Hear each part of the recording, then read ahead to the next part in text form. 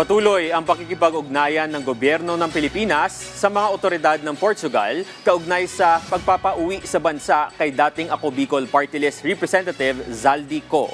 Ayon kay Pangulong Ferdinand R. Marcos Jr., hindi maaaring magsagawa ng pag-aresto ang mga otoridad ng Pilipinas na labas sa kanilang jurisdiksyon. Hindi rin aniya maaaring basta magpadala ng law enforcement ang ating bansa patungong abroad para magsagawa ng pag-aresto. Matatandaang idineklara ng pugante si Co at kanselado na rin ang kanyang pasaporte sa harap ng kanyang mga kaso kaugnay sa anomalya sa flood control projects.